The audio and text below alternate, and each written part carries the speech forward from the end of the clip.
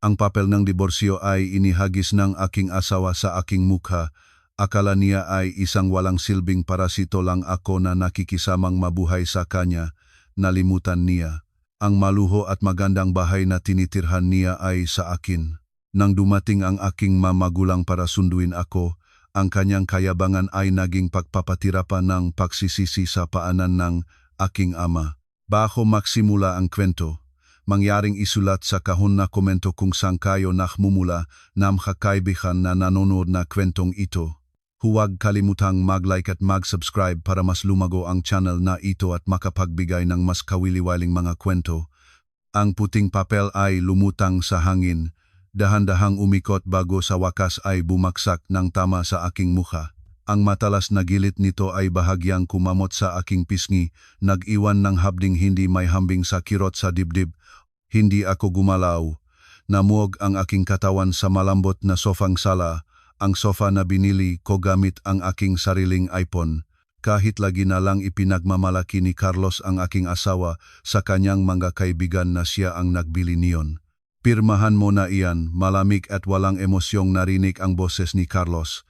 Para bang nagtatapon siyang basura na matagal nang nabubulok sa kanyang bahay. Pagod na ako, Marichel. Hindi na ako makatiis na mamuhay kasama ang isang babaeng pasibo, nakakainip at walang ambisyon tulad mo. Tumataas ng tingin ko sa iyo. Tumingala ako at tumingin sa mga matang lalaking kasama ko sa higaan sa loob ng 3 taon. Noon, tinitignan niya ako ng may pagmamahal. O iyon man lang ang akala ko. Ngayon, kasuklaman na lang ang nakikita ko ron. Bakit, Carlos? Tanong ko ng mahina. Hindi nanginig ang aking boses. Kakaiba, pakiramdam ko ay napakakalmado. Marahil ay dahil masyadong maraming beses nang nabasag ang pusong itong kanyang matalas na mga salita sa loob ng 1 taon kaya pati na ang kirot ay naging manhid na. Bakit? Nagtatanong ka pang bakit? Natatawang may panunuya si Carlos. Naglibot-libot siya sa maluwag na sala. Nakikamay ang dalawa niyang kamay sa baywang. Tingnan mo ang iyong sarili, buong araw na sa bahay lang, walang kinikita, walang koneksyon, hindi makatulong sa aking karera. Direktor ako, Marichel. Kailangan ko ang asawang maaari kong dalhin sa mga business parties.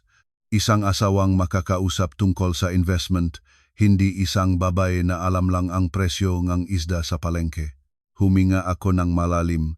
Inaasikaso ko ang bahay na ito, Carlos. Tinitiyak kong komportable ka. Iyan ang trabahong katulong, sabi niya ng bastos. At para sa iyong kaalaman, may nahanap na akong taong mas karapat-dapat na samahan ako. Isang taong kakitid ng isip ko. Kaya pala, mayroong isa pang babae, si Lovely ang pangalan. Alam ko iyon. Hindi nakakamali ang kutob ng isang asawa, bukod pa sa matapang na pabangong naiwanan sa kanyang madamit pang trabaho. Ngunit pinili kong manahimik sa lahat ng panahong iyon, nahihintay siyang maging tapat. Lumabas ang kanyang katapatan sa anyo ng diborsyo. Kaya tinatanggal mo ako? Tanong ko ulit. Napakagandang bahay para sa iyo ito. Ito ay bunga ng aking pawis. Sigaw niya ng punong ang kumpiyansa. Halos natawa na ako nang marinig iyon. Bunga ng kanyang pawis. Tunay na nalunot na si Carlos sa sarili niyang makasinungalingan. Nalimutan niya na ang down payment ng bahay na ito, ang buwan ng hulog, maging ang kasangkapan sa loob, lahat ay mula sa aking account. Ang account na akala niya ay naglalaman lang natitirang pra mula sa pabili. Nang makita niyang nakaupo pa rin ako nang hindi gumagalaw para maging paking gamit, namula ang mukha ni Carlos sa galit. Kinuha niya ang kanyang mamahaling telepono na binili ko rin mula sa bulsa ng kanyang pantalon at pinindot ang isang numero ng marahas. Pinindot niya ang speaker button. Hello, nanay. Bumati si Carlos sa tono na kunwari ay magalang ngunit puno ng presyon. Iyon ang numero ng aking ina. Mula sa kabilang dulo, narinig ang mahinhin ngunit marangal na boses ng aking ina. Carlos, may kailangan ka ba? Tiningnan ni Carlos na may nakangising pang-aalipusta. Pasensya na po sa abala, nanay. Gusto ko lang ipaalam, sunduin na po ninyo ang inyong anak na walang silbi ngayon din. Hiniwalayan ko na siya. Pabigat lang siya sa aking magandang bahay na ito. Ayaw ko nang makita ang kanyang mukha. Sandaling katahimikan mula sa kabilang dulo, natibog ang aking puso, hindi sa takot, kundi dahil alam ko na kung ano ang mangyayari. Ang aking ina si Amelita ay hindi isang babaeng maaring sigasigan o hamakin at ang aking ama, si Don Rodrigo Santillan, ay bangungot para sa sinumang nangahas na manakit sa kanyang pamilya. Ganun ba? Narinig ang boses ni nanay napakahinahon, masyadong mahinahon nga. Sige, Carlos, kung iyon ang gusto mo, makataon pa na nasa paligid kami ngang asawa ko, darating kami sa loop ng 1 oras. Magaling, huwag nang matagalin, sawang-sawa na akong makita siya, naputol ang tawag. Itinapon ni Carlos ang telepono niya sa sofa sa tabi ko. Narinig mo iyon? Pumayag pa ang giyong ina. Nahihiya siguro sa isang nabigong anak tulad mo. Pumunta ka na sa kwarto. Impakihin mo na ang iyong magadumi. Huwag magdala ng kahit isang mamahaling bagay mula sa bahay na ito. Lahat ng nandito ay sa akin. Dahan-dahan akong tumayo. Pagsisisihan mo ito, Carlos. Ang pinagsisisihan ko lang ay ang pakikipagsalo sa iyo. Sagot niya ng masamang loob. Lumakad siya patungo sa kusina. Kumuhang malamig na tubig para bang katatapos niya lang ng matagumpay na negosasyon. Ang 1 oras na iyon ay lumipas ng napakabagal. Hindi ako nagimpake ng anuman. Naupo na lang muli ako sa sofa, tinitingnan ang bawat sulok ng bahay na ito, ang napintura sa dingding, ang florera mula sa baguyo, ang alpombra, lahat ay pinili ko, lahat ay prako. Si Carlos ay isang mapalad na lalaking nagtatamasa ng mapasilidad na ito, ngunit masyadong mapagmataas para mapagtanto iyon. Nang tapat na 1 oras, narinig ang ingay ngang makina ngang sasakyan mula sa harapan ng bahay. Hindi isa lang ang kotse, muhay prosesyon ng ito. Kumurutot ang noni Carlos na nagmamasid sa telebisyon habang nakaangat ang paa sa mesa. Sino ba iyan? Maingay naman reklamo niya. Tumayo siya at lumakat sa bintana. Sumilip. Biglang namuog ang kanyang katawan. Ano itong ito? Bulong-bulong niya. Sumusunod akong tumayo at dahan-dahang lumakad patungo sa pangunahing pintuan. Sa harapan ng aming matangkat na bakod ay 3 makintab na itim na sedan, pinakabagong modelo. Sa harap at likod ay masasakyan ng mabodyguard. Sa gitna ay isang mamahaling limusin na bihirang makita, samga ordinaryong kalye. Lumingon si Carlos sa akin ng may nalilitong mukha. Sasakyan iyon ng sino? Sinabi ngang iyong ina na sa sundo niya. Pero bakit? Bago pa niya matapos ang pangungusap, binuksan ng tanod ng compound ang rehas ng may nanginginig na pagalang. Pumasok ang mga sasakyan sa driveway. Bumukas ang pintuan ng sasakyan ng mga bodyguard. Lumabas ang 4 na matipunong lalaki sa mayos na itim na barong Tagalog at earpiece. Isa sa kanila, si Mang Ernesto, pinaka-katiwala ang tao ng aking ama, ay agad na tumakbong dahan-dahan para buksan ang pintuan ng gitna na sasakyan. Isang babae ang bumaba muna. Iyon ay ang aking ina. Suot niya ang isang eleganteng terno may itim na salaming pang-araw na dahan-dahang hinubat niya. Malamig ang kanyang mukha, matalas ang tingin na isinasalin sa buong bakuran. Pagkatapos, mula sa kabilang pintuan, bumaba ang isang kalalakihang nasa gitna ng edad na ang aura ng kahinahunan ay nagbibigay ng kaibahan sa hangin sa paligid niya. Ang aking ama, si Don Rodrigo Santillan. Nakawang na ang mamata ni Carlos, nabuka ang bibig niya. Iyon si Don Rodrigo Santillan, may-ari ngang Santillan Group of Companies. Bakit nandito siya? May kakilala ba ang iyong ina na nagtatrabaho roon at nasasakay sa kanilang kotsa? Hindi ako sumagot. Binuksan ko lang ng maluwang ang pangunahing pintuan. Pumasok sina nanay at tatay nang walang pahintulot. Maririnig ang pagtapang paang aking ama, matatag, tumatama sa marmol na sahig. Si Carlos, na may instinto ngang isang taong mahina ang loob, ay agad na yumukod ng malalim na binabalewala ang katotohanan na kararating lang niyang ininsulto ang kanilang anak. Magandang hapon po, Don Rodrigo. Isang karangalan po na makapunta kayo rito sa aming simpleng bahay, sabi ni Carlos na may nanginginig na boses, sinusubukan na ngumiti ng matamis. Pasensya na po, Nagayos lang po kaming usapin sa sambahayan kasama ang aking dating asawa. Huminto ang aking ama ng tama sa harapan ni Carlos. Hindi niya tinanggap ang iniunat na kamay ni Carlos. Matusok ang kanyang tingin, parang nakikita ang dumi na nakadikit sa kanyang sapatos. Simpleng bahay mo. Nakulok ang boses ng aking ama, pumuno sa silit. Upo, Don Rodrigo. Bahay na ito, bunga pong aking pagsisikap. Lumapit ang aking ina sa akin, agad na niyakap ako ng mahigpit. Ayos ka lang anak, bulong niya ng malambot. Tumango ako ng pinipigilang lumuha, mga luha na gustong lumabas dahil sa pakiramdam ng kaligtasan. Nalito si Carlos nang makita ang pakikipag-ugnayan na iyon. Pasensya na po, Don Rodrigo, Aling Amelita, bakit yakyak nila ang iyong anak?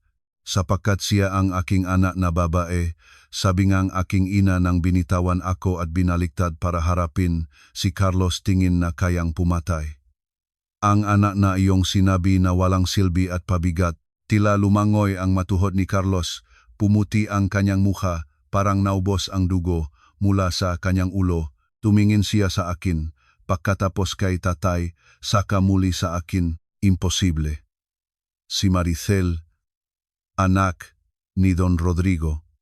Pero, sinabi niya, na retirado lang ang magulang niya dahil gusto niyang mahalin para sa kanyang sarili, hindi dahil sa kayamanan namin. Maring sabi na aking ama. Humakbang siya pasulong, naitulak si Carlos na umatras ng takot hanggang natamaan ang mesa. Isang oras na ang nakalipas, mababangunit kakilakilabot na tono ng aking ama. Tumawag ka sa aking asawa. Sinabi mong sunduin namin ang aming anak na walang silbi. Itinapon mo siya mula sa bahay na ito. Wala akong alam po. Sumpain ko, hindi ko alam. Sinimulan na ring maksumamo si Carlos. Hindi ang aking anak ang dapat umalis. Itinuro ang aking ama ang sahig gamit ang kanyang hintuturo. Ang bahay na ito, ang lupa na ito, lahat ay nakarehistro sa pangalan ni Maricel Santillan Cruz. Ang titulo ay nasa aking alkansya. Akala mo ba sapat ang iyong suweldo para bumili nga bahay sa ganitong eksklusibong lugar sa loob ng 3 taon? Huwag mangarap. Nabuka ng maluwang ang bibig ni Carlos. Ang katotohanan ay tumamaang mas malakas kaysa sa pisikal na suntok. Nawasak ang kanyang pagmamalaki sa isang kisap mata. Ang bahay na ipinagmamalaki niya bilang simbolo ng kanyang tagumpay ay hindi pala kanya. Ikaw ang umalis mula sa aking bahay, sigaw ng aking ama. Ang boses niya ay kulok sa gitnang silit. Sa sandaling iyon, bumaksak ang lahat ng depensiba ni Carlos. Ang lalaking kamakailan ay mapagmataas na naktapon ng papel ngang diborsyo sa aking mukha ay ngayon ay nanghihinana. Lumugmok siya sa sahig, nagpatira pa sa paanan ng aking ama. Ang kanyang noo ay tumama sa malamig na sahig. Patawad po, Don Rodrigo. Patawad po, mali ako, nakamali ako. Umiyak si Carlos, palapalong ang kanyang boses sa takot. Gumugulong siya papalapit sa akin, sinusubukan na hawakan ang gilid ng aking paa, ngunit humakbang ako palayo. Maricel, mahal ko, pakiusap, ipaliwanag mo, galit lang ako sandali, hindi ko sinasadya iyon, maari nating ayusin ito, hindi ba? Huwag hayaang palayasin ako ng iyong ama. Tulungan mo ako, mahal ko. Tinitignan ko ang tuktok ng ulo ng aking asawa, dating asawa na nagpapatira pa. Dati ay maari akong lumunod. Dati ay lalabas din ako at papawiin ang kanyang takot. Ngunit ngayon, habang tinitingnan ko siya na nakakaawa at walang dignidad, nawala ang natitirang pagmamahal ko. Tumayo, Carlos, sabi ko ng malamig. Huwag dungisan ang sahig ng aking bahay ng iyong mapekeng luha. Tumingala si Carlos, basang-basa ang mukha sa luha at uhog. Nakita niya ang kakaibang si Maricel. Hindi na ang mapagparaya at tahanang asawang tahimik kahit siyasatin, kundi isang anak ng makapangyarihang pamilya na tinuturok, ang isang aliping hindi nakakaalam ng kanyang lugar. Ilabas mo siya, utosin ni aking ama kay Mang Ernesto. Sandali lang po, tatay. Pigil ko. Lumingon ang aking ama. Naangat ang kanyang kilay. Huwag itaboy siya ngayon. Kaunting pagbabago nga, pag-asa ang lumabas sa mukha ni Carlos, kumislap ang mga mata niya. Salamat Marichel, alam kong mahal mo pa rin ako. Hindi, mabilis akong pumagitna. Ngumiti ako ng manipis ngiti na hindi ko pa ipinakita kailanman. Hayaan siyang kunin ang kanyang mga gamit. Ngunit bago siya umalis, gusto kong makita niya ang isang bagay. Gusto ko niyang maunawaan ng husto kung sino ang kanyang itinakwil. Tumingin ako kay Mang Ernesto. Ihanda ang mga dokumento na ipinadala ko kahapon, Mang Ernesto, at imbitahan si Lovely rito. Pamumutla ulit ang mukha ni Carlos. Bakit si Lovely? Para mas masaya ang pagdiriwang. Bulong ko. Babak una ay nagsimula pa lang Carlos. Ang kapaligiran sa sala ay naging mahirap at nakakakilig pagkatapos ng aking utos. Ang aking ama at ina ay umupo sa pangunahing sofa, parang hari at reyna na nagmamasid sa isang paglilitis. Si Mang Ernesto ay nakatayo ng tuwid sa sulok ng silid. Handa na may tablet at mga dokumento sa kamay. Samantala si Carlos naupo siya sa maliit na sofa sa sulok, malalim na yumuyukod, hindi naglalagay ng tapang na itaas ang kanyang mukha. Paminsan-minsan ay sumintigas siya na tumingin sa aking direksyon na may mapanghinayang na hitsura. Umaasang ako ay maaring sumuko ngunit pinili ko siyang balewalain. Habang naghihintay sa pagdating ni Lovely ang babaeng naging dahilan kung bakit ako itinakwil ni Carlos, lumutang ang aking isipan sa nakaraan. Sa panahon ng lahat ng kasinungalingang ito ay nagsimula. 3 taon na ang nakalipas. Nagpasya akong itago ang aking tunay na pagkakakilanlan bilang tanging tagapagmana ng Santillan Group of Companies. Pagod na ako. Sinabi sa akin ng maraming lalaki na nagmamalasakit lang sa mga numerong nasa bangko ng aming pamilya kaysa sa aking sariling pagkatao. Pinuri nila ako. Nagbigay ng mga bulaklak. Dinala ako sa mamahaling nga restaurant. Ngunit lagi na lang nakatingin sa relo ng aking ama o nagtanong tungkol sa mga proyektong kumpanya. Walang tunay. Kaya naman nagpanggap ako, naging si Marichel, isang simpleng batang babae na nagtapos ang business administration na nagtatrabaho bilang ordinaryong staff sa ibang kumpanya. Tumira ako sa simpleng boarding house sa Tondo, sumasakay sa jeepney at kumain sa mga karinderya. Doon ko nakilala si Carlos. Si Carlos noon ay bagong empleyado sa isa sa mga subsidiary ng aming pamilya na siya. Siyempre ay hindi niya alam, tila iba siya. Ambisyoso, ang kanyang pananalita ay punong sigasig tungkol sa kinabukasan. Hindi siya naghamak sa aking simpleng kasuotan. Sinabi niya na nagugustuhan niya ang mababaeng may pagpapahalaga sa buhay. Magiging matagumpay ako, Marichel. Isang araw ay magiging direktor ako. At kapag nangyari iyon, gagawin kitang reyna. Pangako niya noong kinuha niya ako sa isang maliit na tindahan ng kape sa Binondo. Ang singsing na ibinigay niya ay mura, ngunit ang kanyang nga salita ay mahal sa akin noon. Kinasal ako sa kanya ng may mabigat na pagpayak ng aking ama. Ang aking ama ay nagbabala na. Ang lalaking masyadong maraming salita ay karaniwang kakaunti ang gawa, Marichel. Ngunit kung ito ang iyong pagpili, susuportahan kita. Ngunit tandaan, huwag sabihin sa kanya kung sino ka hanggang hindi niya napatunayan ang kanyang katapatan. At tama ang aking ama. Ang katotohanan ay dahan-dahang nabunyag pagkatapos naming kasal. Hiniling ni Carlos na huminto na akong magtrabaho. Sinabi niya, ang asawa ng isang magiging opisyal ng kumpanya ay hindi dapat mapagod. Nasa bahay ka na lang, alagaan mo ako, hahayaan ko na akong ang maganap buhay. Ang lalaki, ang kanyang karangalan ay nasa kakayahan niyang buhayin ang pamilya, sabi niya ng may tapang. Sumunod ako. Akala ko iyon ay tanda ng responsibilidad, ngunit ang katotohanan ay magkaiba. Ang sweldo ni Carlos bilang senior staff ay hindi malaki, ngunit ang kanyang pamumuhay ay kamangha-mangha. Gusto niya ngang mamahaling relo para igalang ng mga kliyente. Gusto niyang magutang para sa kotse na naghihirap ang pagbabayad. Gusto siyang kumain sa mamahaling restaurant tuwing Sabado at Linggo para ipagmalaki sa social media. Mahal, Ubos na ang pambili ngang pagkain ngayong buwan, reklamo ko sa ikatlong buwan ng aming kasal. Biglang sumabog si Carlos. Ubos? Masyadong mapag-aksaya ka. Binibigyan kita ng 10,000, kulang pa ba? Hindi ka marunong mag-budget. 10,000 kasama na rin ang bayad ng kuryente, tubig, at pang-araw-araw na pangangailangan sa Maynila na mahal ang bawat bagay. Ang natitira nito ay ginagamit niya para sa sarili niya. Doon nagsimula ang aking napakalaking pagkakamali. Tumulong ako sa kanya ng palihim, hindi ko matiisin na makita siyang nagigipit.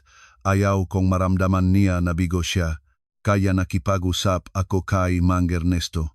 Mang Ernesto, pakiayos para ay padala ng HR ang bonus ng performance sa account ni Carlos bawat buwan. Magpadala ng 30,000. Sabihin na lang na pagpapahalaga mula sa sentral na pamamahala. Nagprotesta si Mang Ernesto. Nona, hindi ito makatuwiran. Magiging palalo siya. Gawin mo lang, Mang Ernesto. Gusto ko lang na masaya ang aking asawa. Napakahangal ko. Ang dagdag na 30,000 piso bawat buwan kasama ang mag-quarterly na bonus na pinalso ko ay nagpalalamig sa Carlos na pakiramdam niya ay henyo siya. Naramdaman niya na siya ay gintong asset ng kumpanya. Naging palalo siya. Napansin mo ba, Marichel? Binigyan uli akong bonus ng kumpanya. Nakikita nila ang aking potensyal. Sabi niya nang ipinagmamalaki ang notification sa kanyang banking app dahil ito sa aking pagsisikap, hindi sa swerte. Hindi niya kailanman nalaman. Ang iyon ay mula sa aking mana na ibinubuhos ko para sa kanya. Hindi niya kailanman nalaman na sa tuwing inaakit niya ako sa mamahaling hapunan at sinasabing, umorder ka ang kahit ano, ang asawa mo ang magbabayad, ako talaga ang nagtatraktir sa aming dalawa. Ang kasinungalingang iyon ay pinalakas ang kanyang pagmamalaki hanggang naging halimaw. Nagsimula siyang hamakin ako. Naramdaman niya na ang kanyang pekeng malaking sweldo ay nagbibigay sa kanyang karapatang maging hari sa bahay. Sinimulan niyang utusan ako tulad ng katulong. Magdalang ang kape. Ihanda ang aking damit ng malinis. Walang kahit isang kulubot. Hindi ka ba may magagawa sa bahay? Alikabok pa rin ito. Sa tuwing susubukan kong pag-usapan ang pera, pinutol niya ako. Ano ang alam mo sa pera? Nandito ka lang para humingi. Ako ang kumikita. Ako ang nag-aalala sa opisina tungkol sa mga kliyente. Mag-enjoy ka na lang sa resulta. Ang katotohanan na alam ko mula kay Mang Ernesto ay napaka-miserable sa opisina. Kilala si Carlos bilang isang ordinaryong empleyado. Madalas mahuli, madalas ipinasasa ang trabaho sa mga intern at mas abala sa pakikipagtapat sa mga boss kaysa sa pagtatrabahuhin ang mga proyekto. Ngunit dahil may pakikialam ako sa likod ng eksena, ligtas ang kanyang posisyon. Ang kanyang karera ay umaangat hindi dahil sa mga nagawa niya, kundi dahil sa proteksyon ngang asawang itinuturing niyang tanga. Ang rurok nito ay ang bahay na ito. Gusto niyang lumipat sa eksklusibong lugar. Itinuro niya ang bahay na ito ng may kayabangan. Ito ang bahay ng aking pangarap. Bibilhin ko ito. Milyon-milyon ang halaga nito. Kahit ang kanyang suweldo kasama ang pekeng bonus mula sa akin ay hindi sapat para sa down payment. Ngunit muli dahil sa bulak na pagmamahal na kialam ako, binili ko ang bahay na ito ng buo gamit ang aking sariling ipon. Ngunit hinilingan ko ang notaryo na isiwa ito para parang si Carlos ang bumili, na may malambot na hulog mula sa kumpanya na muli, kumpanya ng aming pamilya. Umiyak si Carlos nang matanggap ang susing bahay. Niyakap niya ako. Nagawa ko, Maricel. Nagawa ko nang mabigyan tayo ng palasyo. Noon ay ngumiti akong iniisip na mas mamahalin niya ako dahil dito.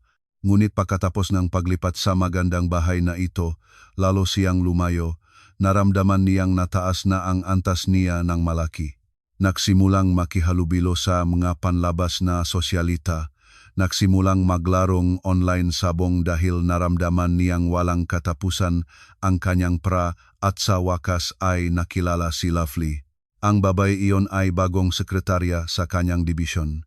Maganda, moderno at mahusay sa pagpupuri sa pagmamalaki ni Carlos.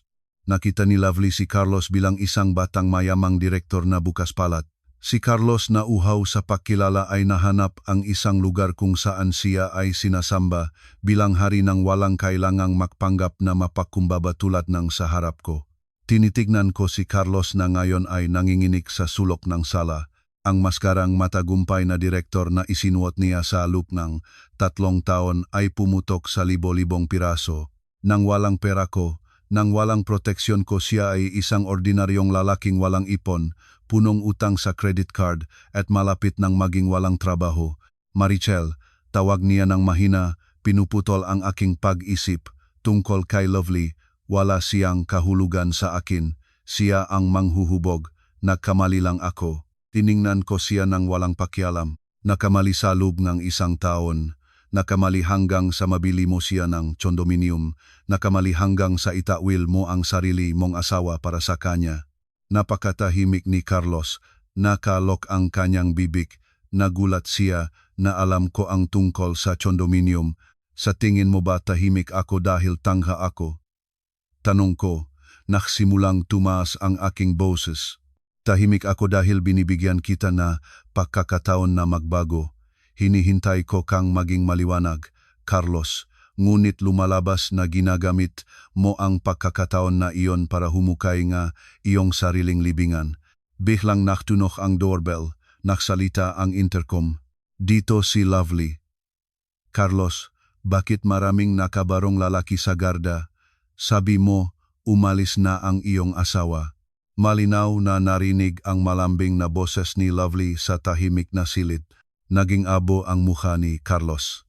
Tumingin siya sa akin ng may nagmamakaawang tingin, pinagpapala ang ulo, nagbibigay ng senyal para hindi ko hayaang pumasok si Lovely. Alam niya na kung papasok si Lovely ngayon, magiging palabas ang kanyang pagkawasak. Ngumiti akong paikot, lumingon kay Mang Ernesto, buksan ang bakod. Papasukin ang ating espesyal na panauhin, ang pangunahing palabas ay magsisimula na. Ang aking ama ay bahagyang ngumisi habang iniinom ang tsaa na kaingat na inihanda ng household staff na animo ay hindi sila natakot sa sitwasyon. Magaling Marichel, sirain mo siya hanggang sa ugat. Iyan ang anak ng aking ama, bumukas ang pintuan. Narinig ang mahakbangang mataas na heels na papalapit, at nang lumitaw si Lovely sa pintuan na may suot, ito ay hindi lamang paghihiganti, ito ay eksekusyon. Nakatayo si Lovely ng parang estatwa sa pintuan, ang kanyang nga mata ay naglibot sa silid na puno nga pag-initan. Naroon ako nakatayo ng may karingalan, ang aking magulang na nakaupo tulad ng mga tagapamuno, at si Carlos, ang kanyang kaliktaw na nagpapatira pa sa sahig tulad ng isang talunan. Ang tanawin ay tiyak na nakalilito sa kanya. Ngunit nang makita ko ang mukha ni Lovely, ang mapagmataas na babaeng iyon na may makapal na pinta, ang aking isipan ay hindi na natili sa silid na ito. Inabot pabalik ng aking alaala sa isang malungkot na gabing 1 buwan na ang nakalipas. Ang gabing iyon na nahanap ko ang sandata na ngayon ay handang aking paputukan. Noon ay malakas na umulan, parabang ibinubuhos ngang langit ang kanyang galit. Nauwi ng huli si Carlos gaya ng karaniwan na may klasikong dahilan na overtime, meeting kasama ang ma-investor. Umuwi siyang lasing, nagsasalita ng walang malinaw, saka agad na natulog sa sofa nang hindi man lang natatanggal ang kanyang mamahaling sapatos. Bilang asawang noon ay tanga pa rin at tapat, nagintindi akong tanggalin ang kanyang sapatos at takpan siya. Ngunit napunta ang aking mata sa kanyang bag na bukas na nakalagay sa mesa ng kape. Doon ay nagsusumitsit ang dulo ng kanyang laptop ng kumpanya na nag-ilaw pa rin ng banayad sa sleep mode. Kadalasan ay hindi ko hinahawakan ang kanyang na personal na gamit. Lagi na lang sinasabi ni Carlos, mahalaga ang privacy. Maricel, huwag maging posesibong asawa. Sa loob ng 3 taon, sinunod ko ang patakarang iyon, iginalang ko ang kanyang privacy. Ngunit ng gabing iyon, may kakaibang at napakalakas na pag-udyok sa aking dibdib. Ang kutob ngang asawa na matagal ko nang pinipigilan ay ng gabing iyon ay malakas na sumiga. Buksan mo, Marichel. Buksan mo gayon o magsisisi ka magpakailanman. Samga nangingining na kamay, binuksan ko ang laptop. Nagliwanag, Ang screen, humihingi ng password. Sinubukan ko ang petsa ng aming kasal. Mali. Sinubukan ko ang kaarawan niya. Mali. Sinubukan ko ang petsang kanyang promosyon. Mali. Malakas na kumabog ang aking puso.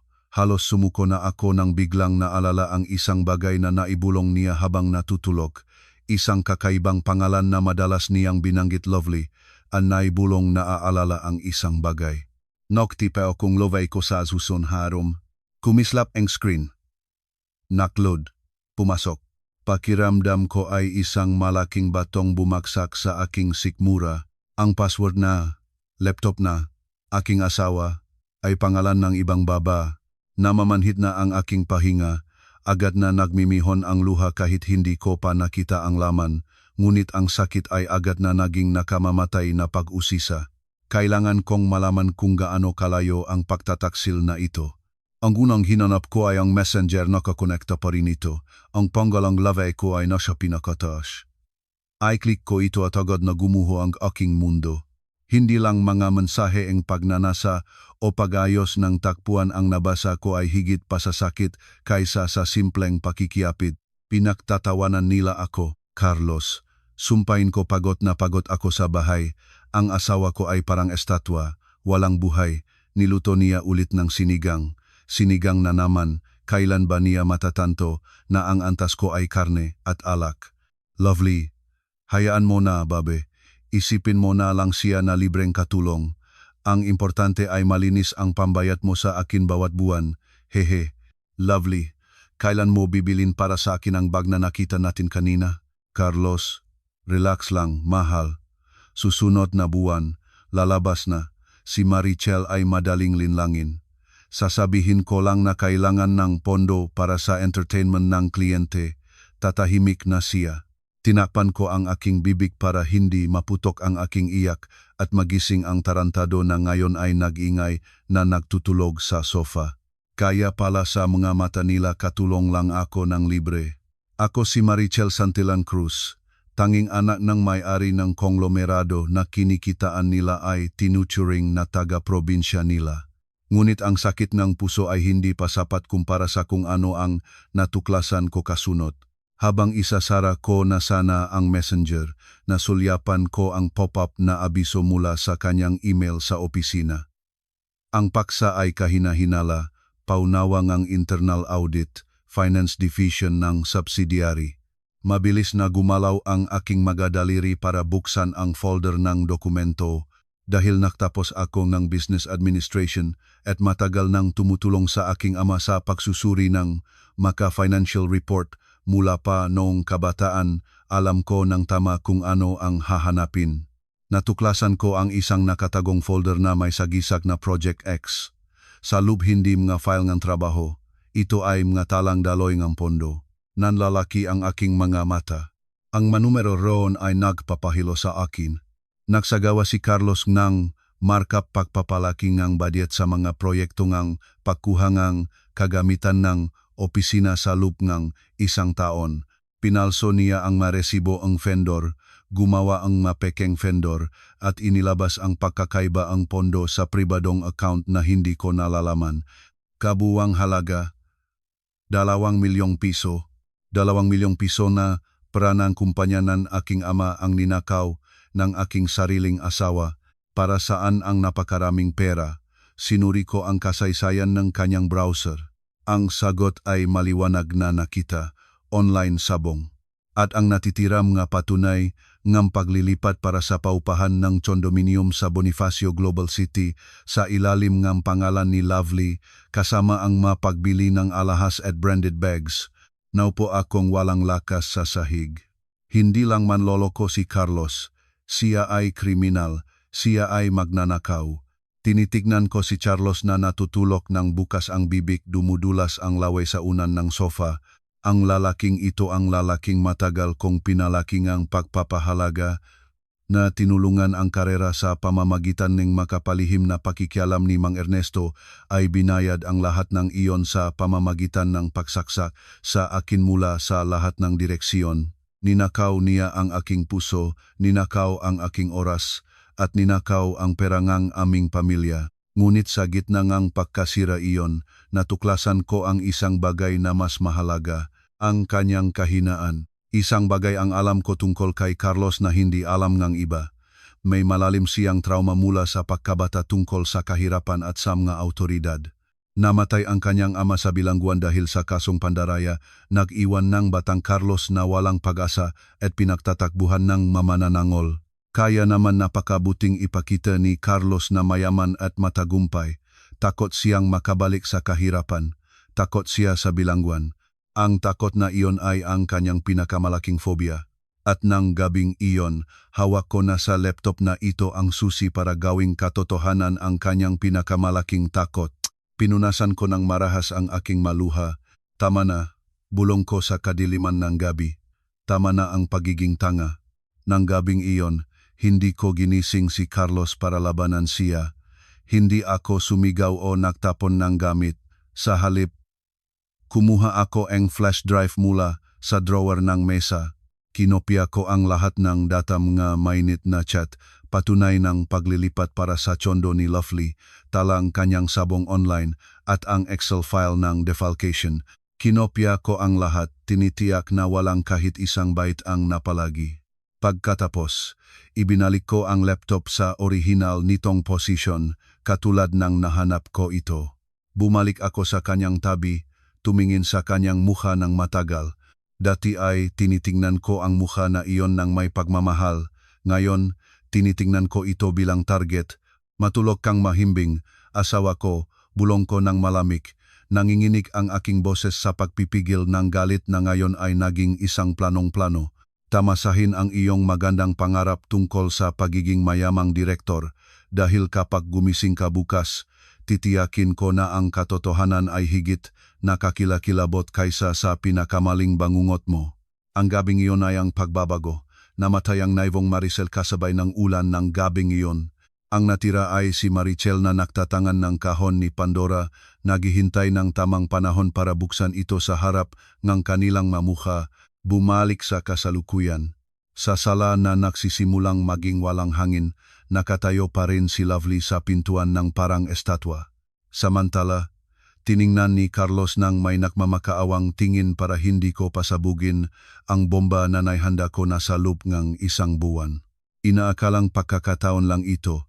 Inaakalang swerte ang pagdating ng aking mga magulang ng eksakto 1 oras pagkatapos tumawag si Carlos. O gaano sila ka-naive.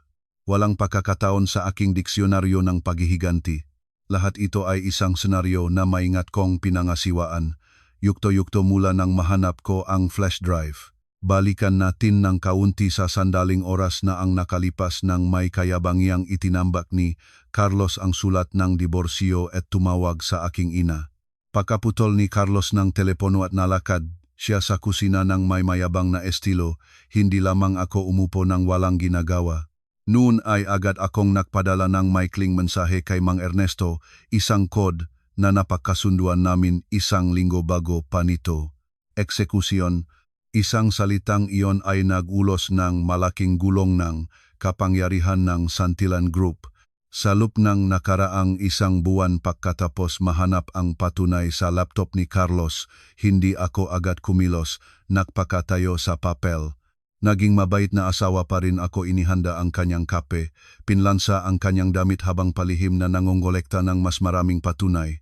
Nakipag-ugnayan ako kay Mang Ernesto, hiniling sa legal team ng kumpanya na magsagawa ng tahimik na pag-audit sa dibisyon ni Carlos. Nona, sapat na ang patunay. Sige, Carlos ay maaring mapabilanggo ng 5 taon man lang, ulat ni Mang Ernesto. 2 linggo na ang nakalipas. Hintayin, sagot ko noon. Gusto ko munang maramdaman niyang nasa itaas siya, mas mataas ang lipat, mas sakit ang pagbagsak. At ngayon nang bikasin na ni Carlos ang diborsyo, iyon ang senyal na hinihintay ko. Habang nakaupo sa sofa naghihintay ng aking mga magulang, palagi-laging naglibot ang aking mga daliri sa screen ng telepono na itinago ko sa likod ng unan ng sofa. Una binoklado ko ang akses ni Carlos sa lahat ng mga pasilidad na ibinibigay ko sa kanya ng palihim. Kinansela ko ang instruksyon ng pekeng buwanang bonus sa HR. Mula sa sandaling iyon, Ang suweldo ni Carlos ay bumalik sa tunay na nakakalungkot na halaga na kahit hindi sapat para mabayaran ang kanyang mautang sa credit card. Ikalawa, nakipag-ugnayan ako sa manager ng Aiming Priority Banking. Manong, pakibarado muna ang excess ng credit card na additional na hawak ko sa pangalan ng aking asawa at bawiin ang lahat ng deposito na ipinangako ko para sa kanyang pautang. Sa loob ng ilang minuto, si Carlos ay paralyzed na pinansyal kahit hindi pa niya ito natatanto. Ikatlo, at ito ang pinakamasarap ang imbitasyon para kay Lovely. Alam ko na hindi mangangahas si Carlos na maakit si Lovely sa bahay na ito agad pagkatapos usirin ako. Gusto niyang maglaro ng ligtas. Ngunit kailangan kong nga manunod, kailangan kong nga saksi. At anong mas magandang saksi kaysa sa babaeng naniniwala siyang nanalo siya? Kaya nang abala si Carlos sa banyo, kinuha ko ang kanyang telepono. Nagpadala akong mensahe kay Lovely ginaya ang bastos na estilong pananalita ni Carlos. Mahal, pumunta ka na sa bahay ngayon. Umalis na ang asawa ko na walang silbi, magdala ng iyong madamit, ipagdiriwang natin ang ating tagumpay. May sorpresa ako para sa iyo. Kaya naman dumating si Lovely ng may masayang mukha at maliit na maleta sa kamay. Inaakalang lilipat siya sa palasyo. Hindi niya alam na lumalakat siya papasok sa kulungan ng mga leon. At siyempre sina tatay at nanay. Nang tumawag si Carlos kay nanay kanina, alam na ni nanay ang lahat. Isang linggo na ang nakalipas ay ikinuwento ko sa kanila ang lahat ng kabalbalan ni Carlos. Ang reaksyon ng aking ama nun ay kakilakilabot. Halos magpadala siyang tao para harapin si Carlos. Ngunit nagmakaawa ako na hayaan akong tapusin ito sa aking sariling paraan. Hayaan siyang i-divorce muna niya ako, tatay. Hayaan niyang siya ang magtapon sa akin para malaman ng mundo na siya ang tanga, hindi tayo ang masama, sabi ko sa aking ama. Kaya nang tumawag si Carlos nang may nakalalait na tono kanina naghihintay na si nanay sa loob ng kotsa, 5 minuto na lang mula sa aming kompleks. Naghihintay sila ng aking senyal. Ngayon lahat ng mga piyesa ay nasa kani-kanilang posisyon na. Si Carlos nawasak na ang isip sa sahig, si Lovely nahulog na sa bitag, sina tatay at nanay bilang mahukom at tagapagsagawa. At si Mang Ernesto hawak ang folder na naglalaman ng hatol ng kamatayan ng karera ni Carlos. Huminga ako ng malalim, naramdaman ang adrenaline na malakas na dumadaloy. Noon ay nanginginig ako sa takot kapag nagalit si Carlos dahil kulang ang asin sa aking niluto. Ngayon ay napakakas ko. Tiningnan ko si Lovely na nakatayo pa rin ng nalilito. Pumasok ka na, Lovely. Salo ko sa napakatamis ng ngiti ngunit malamig ang nga mata. Bakit nakatayo ka pa riyan? Sinabi mo namang gustong ipagdiwang ang tagumpay. Halika, sumama kayo sa amin. Tinitingnan ni Lovely ang sala nang may tindok na may pag-aalala. Marichel, may nangyayari. Tanong niya sa Carlos nang nakikita si Carlos na umiyak sa sahig. Bakit nandito ang Don Rodrigo at bakit ka nagiyak sa sahig? Nagdumali si Carlos na itaas ang kanyang mukha basang-basa ang luha at pawis. Umiling siya ng panik, nagbibigay ng senyal kay Lovely para umalis. Umalis ka na, Lovely.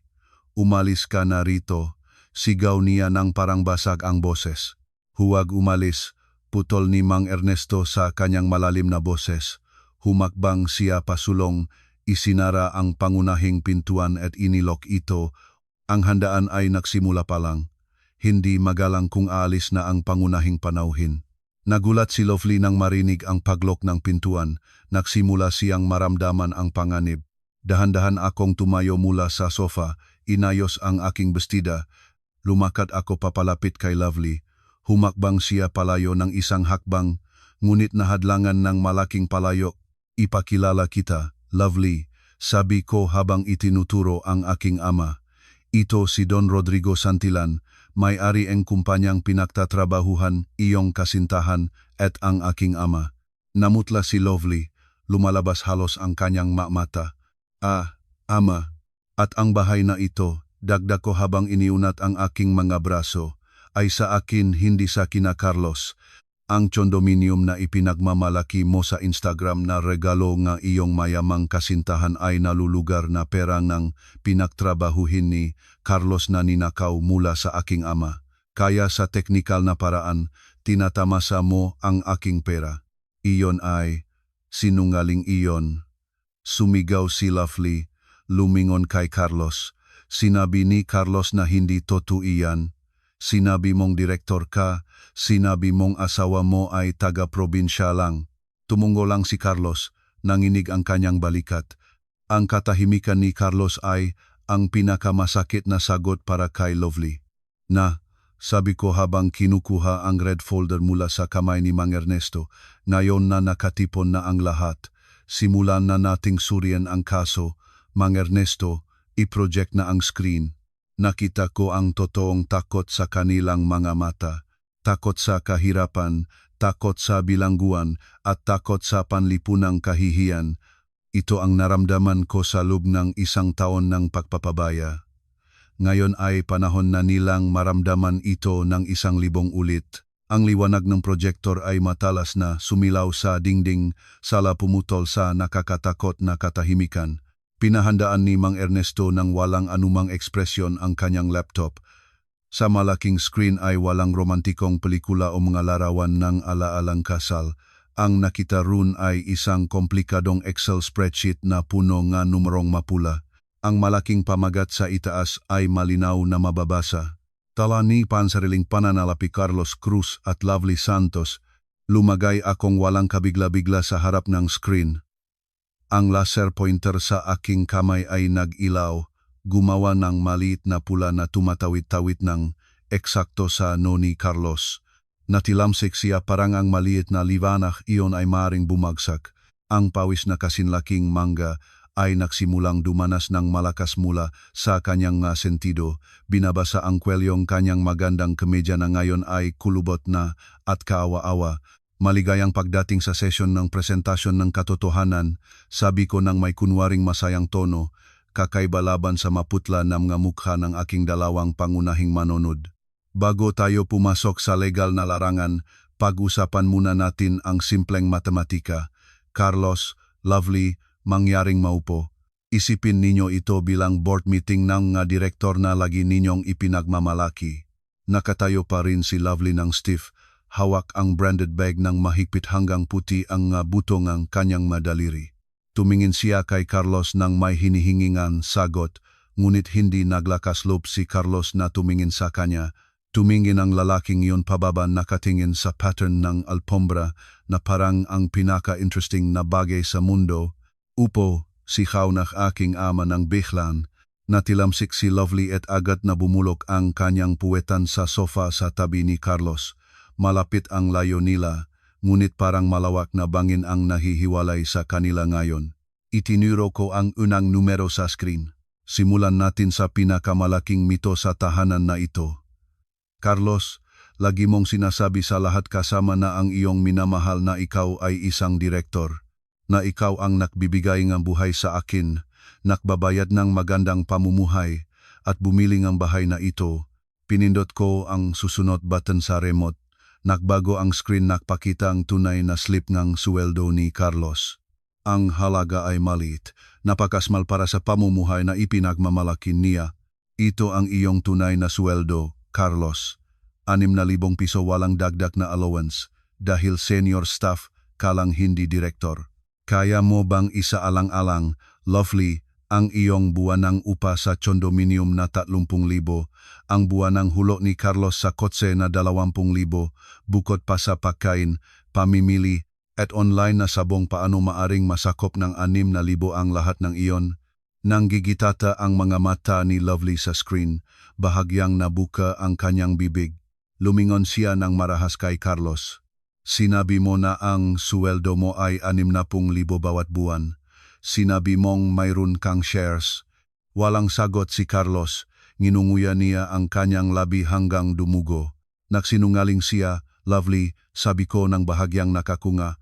Ang bibig, sa lahat ng panahon, ako ang nagtatakip ng kanyang kakulangan. Bawat buwan ay hinihiling ko kay Mang Ernesto na mag-transfer ng pekeng bonus sa kanyang account para hindi masugatan ang kanyang pagmamalaki. Ako ang nagbabayad ng kuryente, tubig at buwanang pamimili. Maging ang Rolex na suot niya ng unang gabing inaaya kaniya sa regalo iyon ng aking ama sa kanya. Binili gamit ang pera ng aking ama, hindi bungangang kanyang pawis. Nakita ko ang mukha ni Carlos na lalo pang namula. Hindi sa galit kundi sa malalim na kahihiyang nababad ang kanyang dignidad bilang lalaki sa harap ng babaeng pinupuri niya at ng mga biyenan na nirerespeto niya. Siya na laging naramdamang hari lumabas lamang siyang isang pulubi na sinusubentuhuhan ng asawang kanyang ininsulto. Ngunit iyon ay hindi pa lahat ng kwento. Humakbang akong mas malapit sa kanila. Makinig tayo ng ilang kawili-wiling bakay. Mang Ernesto, pakipatuhtok ang audio file numero 3. Tumango si Mang Ernesto. Narinig ang bahagyang ingay mula sa speaker ng silid. Pagkatapos ay lumabas ang boses ni Carlos. Iyon ay recording ng tawag na kuha ni Mang Ernesto mula sa nakikinig na device na nakalagay sa kotse ni Carlos isang linggo na ang nakalipas. Hello boss, pakiusap na boss. Bigyan mo na lang akong utang na 50,000 ulit. Ibabalik ko sa susunod na buwan. Tanga ang asawa ko kaya hindi siya malalaman na ipinagawa ang titulong lupa ang kanyang mamagulang. O boss, pangbayat ng utang sa sabong ko kailangan. Kung hindi ko mabayaran, bababalutin ng tao ang aking binti. Ang boses ni Carlos sa recording ay napakaawa-awa ng hihinayang, nagmamakaawa, umiyak pa. Napakamalayo sa imahe ng matapang at matagumpay na lalaki na laging ipinakita niya sa harap ni Lovely. Katahimikan. Naging payapa ang silid matapos ang recording. Naririnig lang ang tunog ng relo sa dingding na para bang binibilang ang natitirang oras ng kanilang pagkawasak. Tiningnan ko si Lovely. Narinig mo iyon, Lovely? Ang lalaking ipinagmamalaki mo, ang lalaking kinuha mo mula sa akin ay isang talunan na gustong ipangako ang titulo ng lupa ng kanyang biyenan para sa sabong. Sa tingin mo ba nanalo ka? Sa tingin mo ba nakakuha kang prinsipe? Nakbago ang mukha ni Lovely mula sa nalilito ay naging nagdidiri. Inilayo niya ang kanyang upuan mula kay Carlos. Carlos, mayroon ka bang utang sa sabong? Tanong niya ng mahina. Nanginginig ang kanyang boses. At ang pera na ipinangako mo para sa pondo ko para buksan ang negosyo kaya iyon ay kasinungalingan din. Itinaas ni Carlos ang kanyang mukha pula at basang-basa ang mata. Lovely, pakinggan mo muna ako. Mayroon talaga akong maliit na problema. Ang gunit babanggon ako. Yayaman ulit tayo. Yayaman saan? Mabilis kong pumagit na. Sa pagnanakaw sa aking ama, gumising ka na Carlos. Wala kang kahit ano, phobia ka sa kahirapan, hindi ba? Takot kang mamuhay ng hirap tulad ng pagkabata mo. Kaya ka nag-venture sa pagnanakaw at sabong umaasa na maging mayaman agad. Ngunit tingnan mo ang iyong sarili ngayon. Hindi ka lang mahirap, ikaw ay hiya. Nagsimulang lumabas ang epekto na psikolohikal na pag-atake. Nanginginig ng malakas ang katawan ni Carlos. Ang kanyang pinakamalaking fobia, ang takot sa kahirapan at sa pagama ng lipunan, ay nagiging katotohanan ng eksakto sa harap ng kanyang mga mata. Nakita niya ang nagdiriring tingin ni Lovely, ang nagagalit na tingin ng kanyang ama, ang disappointed na tingin ng kanyang ina, at ang malamig na tingin ko. Wala nang lugar para sa kanya na magtago. Sumabog ang kanyang maskara. Tama na, Marichel, bulong ni Carlos parang basag ang boses. Pakitigil na. Nahihiya ako. Hihiyang ako. Nagsalita biglang ang aking ina. Ang babaeng nagsilang sa akin ay tumayo, lumapit ng may karangalan ngunit katakot-takot. Tiningnan niya ang kanyang manuhang na may tingin na maring makayuno ang impyerno. Ngayon ka lang nahihiya. Nasaan ang iyong kahihiyan nang dalhin mo ang babaeng ito sa hapunan gamit ang pera ng aking anak? Nasaan ang kahihiyan mo nang sigasigan mo si Marichel sa harap ng iyong kaibigan?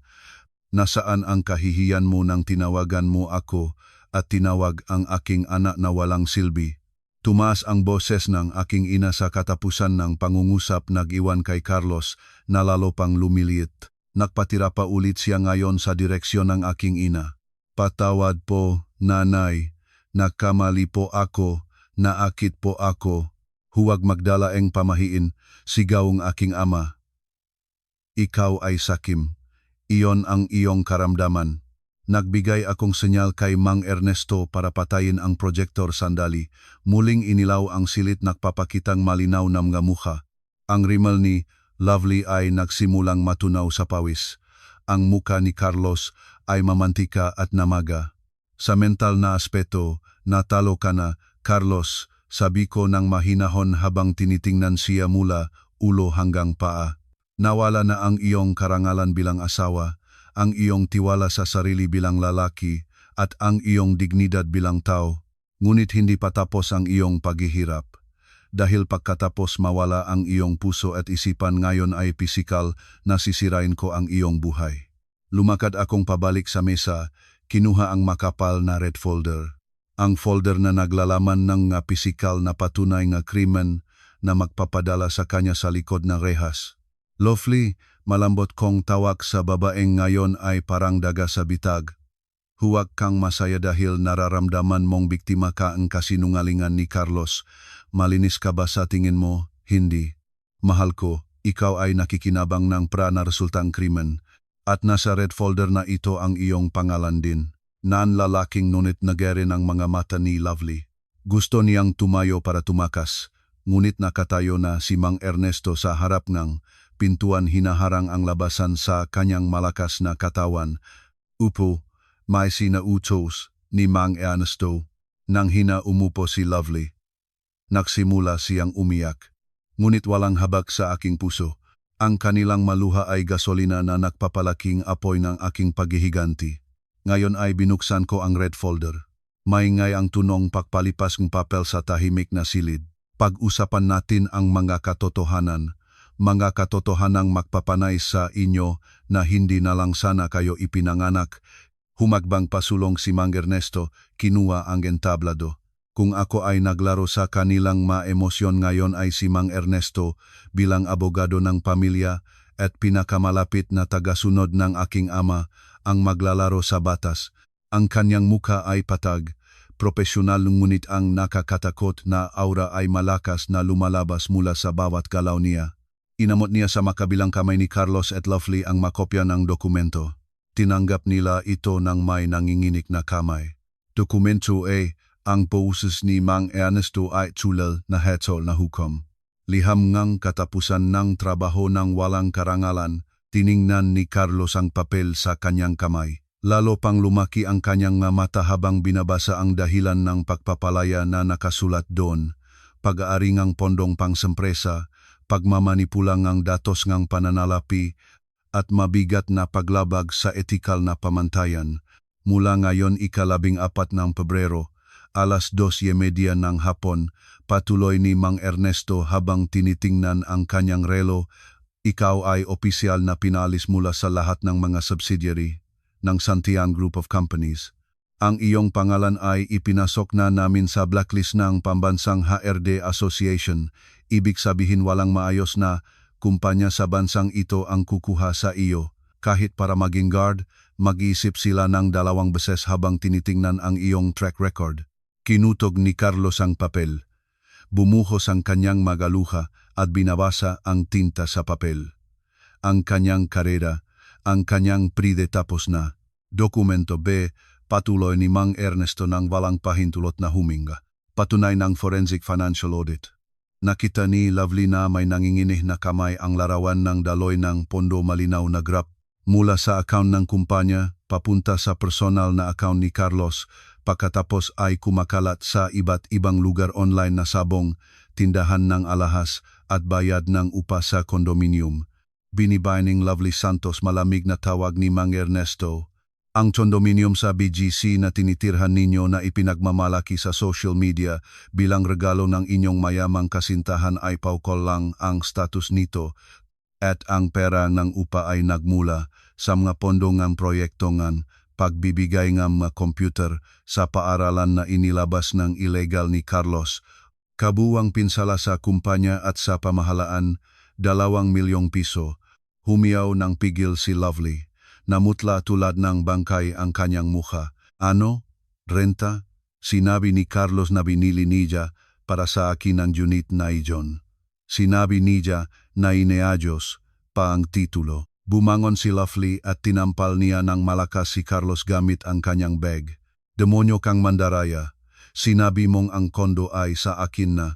Sinabi mong cash payment. Pala kang magnanakaw. Binibigyan mo akong ninakaw na bagay. Aray, Lovely, masakit. Pakinggan mo muna. Kasalanan mo, magkakaroon ng legal case ako dahil sa iyo. Nag-resign pa ako sa dati kong trabaho dahil ipinangako mong ibibigay mo ang puhunan para sa aking negosyo. Ibalik mo ang aking buhay, Carlos. Sumigaw ng histeriko si Lovely. Iniyakap pa ni Mang Ernesto ang makamay ng dalawa, pinakpalit sila. Tama na, sabi ni Mang Ernesto habang ibinubulag si Lovely pabalik sa sofa, hindi pa tapos. Huminga ng mabilis si Lovely, gulo-gulo ang buhok. Pinipigilan naman ni Carlos ang kanyang pisning na mumula-mula sa sampal. Dokumento sa pagkumpiska ng gaari-arian. Ngayon ako na ang nagsalita. Ang itim na sedan na nakaparada sa labas inventory sang kotse iyon ng kumpanya. Hindi mo pag-ari iyon. Ibabalik ang kotse ngayon din. At lahat ng branded na gamit na nakasuot sa katawan mo, Lovely kasama ang lahat ng nasa iyong condominium binili gamit ang pera ng krimen. Iko-confiscate ang mga ito bilang ebidensya. Tiningnan ni Lovely ang bag sa kanyang kandungan ng may kabulabok. Inihagis niya ang bag sa sahig parang naging ahas ito. Hindi ko alam iyon. Sinumpaan ko hindi ko alam na nanggaling roon ang pera. Huwag akong ibilangguan. Biktima lang ako. Biktima na malagim. Maingay na sinabingang aking ina. Kung tunay kang mabuting babae, hindi ka makikiapit sa may asawa. Tinanggap mo ang mga regalo iyon dahil bulag ka sa karangyaan. Ngayon, bayaran na ang kabayaran. Itinaas ni Carlos ang kanyang ulo pula at malabo ang mga mata. Don Rodrigo, Maricel, kunin na ang lahat. Kunin ang kotse, kunin ang aking pwesto. Ngunit pakiusap huwag ninyo akong ipabilanggo. Ang aking ina sa probinsya ay may sakit. Kung malalaman niya na ang anak niya ay nasa kulungan, maaari siyang mamatay. Don Rodrigo, nang marinig niya ang pagbanggit niya ng aking ina, bahagya akong nabagabag.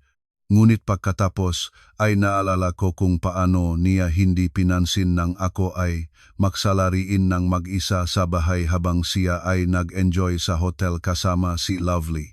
Namatay ang aking simpatya sa sandaling iyon. Dapat mo nang naisip ang iyong ina bago ka nagnakaw ng 2 milyon. Carlos, malamig na sagot ng aking ama. Batas ay batas. Hindi kita pinalaking ang kumpanya para hayaang lumakat ang mga magnanakaw ng walang parusa. Biglang narinig ang malaayo ngunit papalapit na tunong siren at huminto ng eksakto sa harap ng bahay. Nagpalitang mga mukha ni na Carlos at Lovely sa kulayabo. Ang kanilang pinakamalaking takot ay ngayon ay pisikal na narito. Pulis, bulong ni Carlos. Tumayo akong tuwid. Iniulat ko ang pag-ari ng pondo kaninang umaga. Kumpleto na ang patunay. Darating sila para sunduin ka hindi bilang direktor kundi bilang suspek. Lumakad si Mang Ernesto patungo sa pintuan at binuksan ito.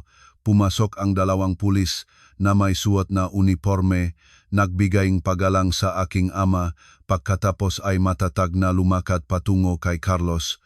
Ginong Carlos Cruz, sabi nga isang pulis habang inilabas ang handcuffs. Ikaw ay inaresto sa bintang ng pag-ari ng pondong kumpanya, pandaraya at money laundering. Click. Ang malamig na ingay na bakal na nagulong sa mga pulso ni Carlos ay napakamaliwanag.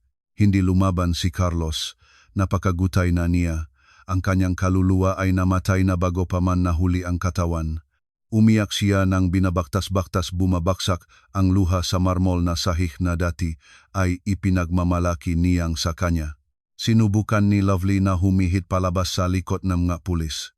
Ngunit ang pulis na babae na bagong pumasok ay agad na humadlang. Binibini Lovely Santos, kailangan din ninyong sumama sa himpilan para sa statement bilang saksi at tagatanggap na nilabas na pondo. Hindi ako alis, walang sala, pakawalan ninyo ako. Nagkasigawan si Lovely ng histeriko tulad ng isang buwang. Ang elegantang imahe na kinakatawan niya ay nawala ng walang natirang bakas. Hinalak siya palabas ng pulis na babae. Ang kanyang masigaw ay pumutok sa tahimikan ng hapon sa eksklusibong subdivision. Lumabas akong kasunod hanggang sa traso. Ang mga kapitbahay ay nagsimulang magtipon-tipon sa harap ng bakod nagbubulong, nagkukuhang larawan gamit ang kanilang matelepono. Inakay palabas si Carlos nang nakayukong malalim ang ulo, tinatakpan ang kanyang mukhang puno ng kahihiyan. Si Lovely ay sumisigaw pa rin na sinisisi si Carlos. Nang malapit nang ipasok si Carlos sa police van, huminto siya sandali at lumingon sa aking direksyon. Ang kanyang mata ay punong huling pagsisisi. Maricel, bulong niya. Tiningnan ko siya nang walang pakiramdam mula sa mataas na teraso na aking maringgal na bahay. Sa tabi ko nakatayo ang aking ama at ina bilang maga, matibay na muog na nagpoprotekta sa akin. Paalam, Carlos, sabi ko ng tahimik ngunit tiyak. Tamasahin ang iyong bagong buhay sa makitid na selda. Sana doon ay matuto ka na ang karangyaang nakuha sa pamamagitan ng pandaraya ay hindi kailanman mananatili. Isinara ang pintuan ng police van. Muling umugong ang siren. Sa pagkakataong ito dinadala ang basura na matagal nang nagtatago sa aking buhay. Lumayo ang van, nag-iwan ng alikabok. Huminga akong malalim na sinipsip ang hangin ng hapon na ngayon ay tila napakapresko. Nawala ang mabigat na pasanin sa aking mga balikat. Tapos na ba? Malambot na tanong ng aking ina habang hinihimas ang aking buhok. Lumingon ako at tunay na ngumiti. Ang unang ngiting tunay na lumaya ko matapos ang maraming taon. Hindi pa, nanay. Tapos na ang pagtatapon ng basura. Ngayon ay oras na para linisin ang bahay at simulan ang bagong buhay. Gayunpaman, alam ko na hindi pa talagang tapos ang palabas ngayon. Mayroon pang isang huling yugto. Tiyakin na alam ngang lahat kung sino ang nagwagi. Ang siren ng police van ay dahan-dahang lumalayo, nag-alay ng bakas ng katahimikan sa eksklusibong kalyeng kompleks na ito. Ngunit ang katahimikang iyon ay hindi tumagal. Pagkatapos na mawala ang van sa sulok, ang huni na parang mga pukyutan ay nagsimulang marinig. Hindi iyon ingay ng insekto kundi tining ng mga kapitbahay na nagbulong na nakaabang sa likod ng mga bakod, bintana at balkon ng kanilang bahay. Nakatayo pa rin ako sa traso, nakatingin sa walang lamang kalye, kung saan hindi pa matagal ang dating asawa ko ay nangkatulad ng kriminal. Sa tabi ko, yakap sa aking balikat ni nanay nagbibigay lakas habang si tatay ay sineseryoso ang pakikipag-usap kay Mang Ernesto tungkol sa mga susunod na hakbang sa batas. Ngunit hindi ko sila naririnig. Ang aking atensyon ay nasipsip sa maliit na pagtitipon ng mga kapitbahay na nagsimulang mangahas lumalapit sa aming bakod na nakabukas pa rin ng maluwang. Naroon si Aling Norma, asawa ng chairman ng HOA na kilala bilang sentro ng impormasyon o mas tumpak sentro ng sismis sa kompleks. Naroon din si Ate Siona at Kuya Mauro, mga kapitbahay sa tapat na matagal ng pinag-ipunan ni Carlos ng kanyang bagong kotse. Ang mamukha nila ay halong takot, pag-usisa at hindi may kakaila maliit na kasiyuhan na makita ang dramatikong pagbaksak ni nakala nilang kasing yuyaman langit. Maricel, anak, bulong aking ina nang mapansin ang direksyon ng aking tingin. Halina na sa loob, hayaan ang bantay na sila ang harapin. Umiling akong dahan-dahan. Hindi, nanay. Kung magtatago ako, gawa-gawa ang kwento ng ibang tao. Sinirain na ni Carlos ang aking pangalan sa matagal na panahon, tinawag akong asawang walang silbi. Ngayon ay panahon na para linisin ang aking pangalan. Inalis ko ang yakap ng aking ina at dahan-dahang bumaba sa hagdan ng traso. Ang aking mahakbang ay mahinahon, ang aking baba ay nakaangat. Hindi na ako ang dating Maricel ang mapagparaya at mahiyang asawa. Ako ang may-ari ng bahay na ito. Nang makita akong lumapit, bahagya naming umurong ang grupo ng kapitbahay, nahihiya sila. Ngunit si Aling Norma na may hindi kapani-paniwalang pagnanais na malaman ay humakbang pasulong. Maricel, ano ang nangyari sa kina Carlos? Bakit dinalang pulis? At ang babaeng sumisigaw kanina, sino siya? Bakit nakagulo ng ganun? Huminto ako ng tama sa harap ng bakod. tiningnan ko sila isa-isa. Dati ay lagi akong yumuyukod ng makasalubong sa kanila dahil lagi ni Carlos akong pinapagalitan kung makikihalubilo raw ako ng labis. Sinasabi niyang ang asawa ngang isang opisyal ng kumpanya ay dapat magpanatili ng distansya. Ngayon ay tumingin akong pare-pareha sa kanila. Pasensya na po sa kaguluhan. Malinaw at tiya ang aking boses pumutok sa hangin ng hapon. Mga aling, kuya, ate, ang pulis kanina ay dinakip si Carlos sa bintang ng pag-ari ng pondong pangsempresa na umabot sa 2 milyong piso at pandaraya ng ari-arian. Narinig ang mapinigilan na sigaw ng takamula sa kanilang mabibig. Ha? Nagnanakaw? Kumitang ang 2 milyon? Tama. At ang babae kanina ay ang kanyang kaaliwan.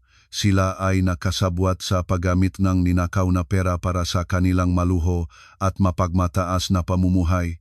Habang nandito ako sa bahay, sinisikap na itago ang kanilang kahihiyan, ngunit ngayon ay ubos na ang aking pasensya. Naku naman, tinaklop ni Ate Siona ang kanyang bibig, kaya pala lagi ng bagong relo si Carlos. Pinagmamalaki pa sa asawa ko, pala ninakaw ang pera. At isa pa ang bahay na ito, at lahat ng laman nito ay sa akin at sa aking pamilya. Wala kahit isang sentimo ang ambag ni Carlos rito. Kaya kung sa nakaraang panahon ay nag-ugali siyang mapagmataas sa inyo para bang siya ang pinakamayaman paumanhin na po sa ngalan niya. Iyon ay kompensasyon lamang ng kanyang mababang pagtingin sa sarili. Ang pahayak na iyon ay ang huling suntok. Ang makapitbahay ay nagtangong-tanong. Ang kanilang mga mukha ay nagpapakita ng simpatya na biglang bumaliktad mula sa dating baka, ay nag-iisip na sila na isang divorce na asawa dahil walang kakayahan. Ngayon ay nakikita nila ako bilang isang matapang na biktima. Ang salaysay ay nabago na. Si Carlos ay hindi na ang matagumpay na kapitbahay na kanilang iginagalang kundi isang mandarayang nagpakaloko. Maawa po ang Diyos, Marichel. Sabi ni Kuya Mauro ng may totoong damdamin, suportado ka namin. Kung kailangan mong nga saksi para sa maaksyon ng mga taon nang lumipas tulad ng laging pagdadala ni Carlos ng ibang babae sa bahay habang wala kahanda kaming tumulong. Nagpasalamat akong ngumiti ng manipis. Maraming salamat po. Binaliktad ko ang aking sarili at pumasok ulit sa bahay. Ang eksena sa publiko ay tapos na. Oras na para sa panlob na paglilinis. Nang bumalik akong sa sala, nagbago ang kapaligiran.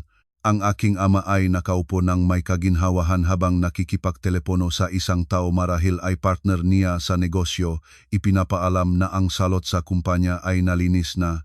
Si Mang Ernesto ay abala sa pagayos ng mga dokumento sa mesa. Mang Ernesto, tawag ko. Opo, nona. Agad na tumayo siya ng tuwid. Tawagan ang serbisyo ng pag-angkat at ang mga nagbebenta ng lumang gamit. Malamig ang aking utos. Gusto ko na ang lahat ng gamit ni Carlos ay lalabas ng bahay na ito ngayong gabi. Damit, sapatos, koleksyon ng mamahaling laruan, makagamitan sa golf, lahat. Ayaw kong makita kahit isang bakas niya bukas ng umaga. Opo, nona. Paano ang magamit sa master's room? Ilabas lahat. Sunugin ang higaan, bibili na akong bago. Ayaw kong matulog sa dating pinakalingan niyang kataksilan. Isang oras pagkatapos, ang aking tahimik na bahay ay muling naging abala. Ilang trabahador na ipinadala ni Mang Ernesto ay dumating. Inangkat nila ang magamit ni Carlos ng pabugso. Ang mangahal na barong Tagalog na dating pinagmamahalang tulad ng sanggol ay ngayon ay wala ng ayos na itinambak sa mga kahon ng lumang Mi Instant. Ang mga makintab na sapatos ay basta-basta na lang itinapon sa likod ng pickup truck. Kasiya-siya ang makita ang mga simbolo ng kanyang kayabangan na tinatrato tulad ng basura. Ngunit hindi pa talagang natatapos ang drama ng araw na iyon. Nang ang araw ay ganap ng lumubog at ang langit ay naging madilim, muling nagtunok ang doorbell ng walang pasensya.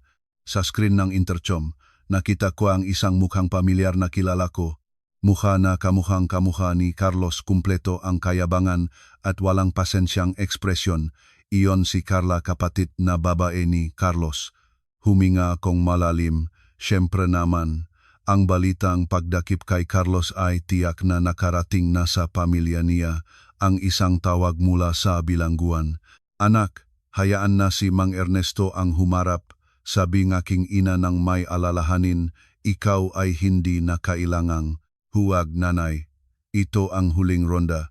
Tapusin ko ang lahat ng buo, sagot ko habang lumalakad sa pintuan. Pagbuksan kong pintuan, agad na nagsulot pasok si Charla ng walang pahintulot, pula ang mamata niya, mabilis ang hininga. Tiningnan niya ako ng may kasimpal-palang galit na umaalon. Hoy, babaeng walang utang na loob. Sigaw ni Charla, ang kanyang daliri ay itinuro ng tama sa aking mukha. Ano ang ginawa mo sa kuya ko? Ang nanay sa probinsya ay nawalan ng malay nang marinig na dinakip ang kuya. Walang konsensya ka ba? Ang kuya mo, asawa mo, pastor mo, dapat kang tumayo sa kanya, hindi mo siya ipalabas sa kulungan. Tiningnan ko ang kapatid ng aking biyenan na dating kapatid ng biyenan ng mahinahon. Si Carla ay lagi ng ganito. Siya at ang kanyang ina ay laging naniniwala na si Carlos ay walang bahid na prinsipe. Sa lahat ng panahon, nabuhay sila sa pera na pinadala ni Carlos na sa katunayan ay pera ko at lagi silang humamak sa akin dahil tinuturing nilang wala akong trabaho. Sinabi ng kuya ko na isinisi ka lang. Sinabi niyang nangangalunya ka sa iyong boss, kaya isinuklay mo siya. Napatawa ako. Tuyo at walang saysay na tawa. Manipulatibo si Carlos hanggang sa huling sandali. Charla, sabi ko ng mahinahon, tingnan mo ang iyong paligid. Sandaling natahimik, si Carla nalilito sa aking reaksyon. Tumingin siya sa mga kahon gamit ni Carlos na iniangkat palabas ng mga trabahador. Ang iyong kuya ay hindi pinagsabitan. Ang iyong kuya ay magnanakaw, sabi ko ng patag. Nagnakaw siyang 2 milyon mula sa kumpanya ng aking ama. Ginamit niya ang pera iyon para sa sabong, para sa tsondong ng kanyang kaaliwan, at ang bagong motorsiklo na binili niya para sa iyon noong 1 buwan. Iyon ay perang dumi, Carla. Namula ang mukha ni Charla, kasinungalingan iyan. Ang kuya ko ay direktor, para sa kanya ang ganitong halaga ay maliit. Hindi siya direktor, senior staff lang siya.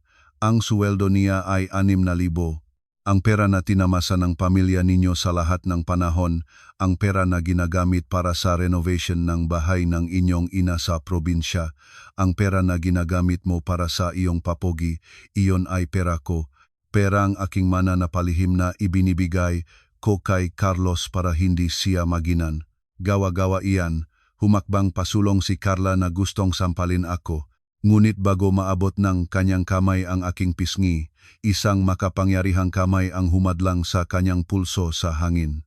Ayon ay ang aking ama. Mapula ang mukha ni tatay, pinipigilan ang galit. Huwag mong kalangin ang aking anak na iyong maruming kamay, banta ng aking ama. Ang kanyang boses ay mababa ngunit nakakikilabot. Hinagis niya ang kamay ni Charla ng marahas. Natumba si Charla paatras na gulat nang makita ang malakas na lalaking iyon. Kamakailan pa lang niya napagtanto ang presensyang aking ama at ina na nakatayo sa likod ko tulad ng napakalaking pader. Sino ka? Naguluhan ang tanong ni Carla. Ako si Rodrigo Santillan, may-aring kumpanyang pinanyanakawan ng iyong kuya at ama ni Maricel, maikting na sagot ng aking ama. Nabuka ng malaki ang bibig ni Carla, ganap na bilog ang mamata niya. Ang pangalang Santillan ay hindi bago, madalas itong lumabas sa mga balita sa negosyo. Ang pangalang iyon ay katumbas ngang walang katapusang kayamanan. Tiningnan niya ako. Pagkatapos ang aking ama sinusubukang tanggapin ang katotohanan na ang biyenan na matagal niyang hinamon bilang isang walang silbing parasito ay pala ay anak ng isang konglomerate. Carla, tawag ko. Pinilit ko siyang tumingin sa aking mamata. Sabihin mo sa inyong nanay sa probinsya huwag na kayong umasa ng remittance ngayong buwan o sa susunod pang mga buwan. Ang pinakukunan ng inyong pondo ay natuyo na. Si Carlos ay nasa bilangguan, ang kanyang ari-arian ay nakumpiska. Mula ngayon, matuto na kayong maghanap buhay sa inyong sarili. Nanginig si Charla. Ang taklang kahirapan at pagkawalang ang madaling pamumuhay na tinamasa nila ay nagsimulang humabol sa kanya. Nagsimula siyang umiyak ngunit hindi dahil sa pagsisisi kundi dahil napagtanto na ang kanilang ate may ay sira na. Ate Marichel, pakiusap, ang nanay ay may sakit. Huwag kayong ganyan naman, magkapatid tayo, magkapatid. Mabilis akong pumagit na. Hindi kayo kailanman itinuturing akong kapatid. Itinuturing ninyo akong katulong na nagkataong nagpakasal kay Carlos. Sa panahon na nagmiscarriage ako 1 taon na ang nakalipas, ano ang sinabi mo? Ay, napakawik naming babae. Nakalimutan mo ba iyon? Namutla si Carla, ngumiwi ang kanyang mukha. Umalis sa aking bahay, usiko, at huwag kang bumalik rito kailanman. Kung gagawin mo iyon, isasampahan ko ka rin ng kaso bilang nakikinabang ng pera ng krimen. Hindi na naghintay pa si Charlang ikalawa. Binaliktad niya ang kanyang sarili at tumakbong bilisan palabas ngang bahay. Sumasawsaha sa gabi, nag-iwan ng kanyang kahihiyan na basag-basag sa marmol na sahig ng aking bahay. Pagkatapos may sara ang pintuan, naramdaman ko ang nanghihina ang aking katawan. Hindi hinangang pagkatalo, kundi hinangang pagpapalaya ngang napakalaking pasanin. Tulad ng naksuka ng lason na matagal nang nagtitipon sa aking katawan. Tapos na. Anak, yakap sa akin na aking ina mula sa likod. Nalinis na ang bahay na ito. Wala nang masalot. Tumingin-tingin ako sa sala.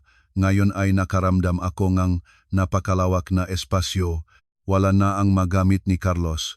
Ang malaking larawan ng aming kasal sa dingding ay inalis ng matrabahador at nakalagay sa tabi ng mga kahon. Ang ngumingiting mukha namin sa larawan ay kakilala. Iyon ang mga mukha ng 2 taong patay na. Bukas, sabi ko ng mahinahon, gusto kong baguhin ang buong loop ng bahay na ito, palitan ang lahat ng kasangkapan. Gusto kong bagong kulay, mas maliwanag. Ngumiti ang aking ama ng may pagmamalaki. Anuman ang gusto mo, Marichel. Ito ang iyong palasyo. Ikaw ang reyna ngayon. Nang gabing iyon, natulog ako sa guest room dahil ang higaan sa master room ay itinambak na. Sa unang pagkakataon sa loob ng 3 taon natulog akong mag-isa nang walang ingay ng hilik ni Carlos, nang walang pagkabalisa kung siya ay kumain na o hindi, nang walang takot na masabi ang mali. Nang gabing iyon, natulog akong mahimbing sinasamahan ng panaginip ng maliwanag na pagsikat ng araw. 6 na buwan ang lumipas. Ang tunog ng aking mga stilettos ay tumatamaan sa granit na saig ng lobi ng gusali, gumagawa ng may kumpiyansang tuktok. Ang mga empleyado na nakasalubong sa akin ay umuyukod ng may galang, bumabating ang ngumingiti ng magalang. Magandang umaga, Ma'am Marichel. Umaga, ma'am. Tinatanggap ko ang kanilang magpagbati ng may banayad na tango at manipis na ngiti. 6 na buwan na ang nakalipas, isa lang akong asawang bahay-bahay na nalilito sa pamamahala ng pambiling pagkain. Ngayon ay si Maricel Santillan Cruz na ako Chief Operations Officer ng Santillan Group of Companies na nangangasiwa ng libu-libong empleyado. Ang transformasyon na ito ay hindi madali, ngunit ang sakit ay ang pinaka-epektibong guro. Pumasok ako sa executive elevator, pinindot ang pindutan para sa ika-40 palapag. Ang ngadingding nga elevator na gawa sa salamin ay nagpapakita ng aking refleksyon.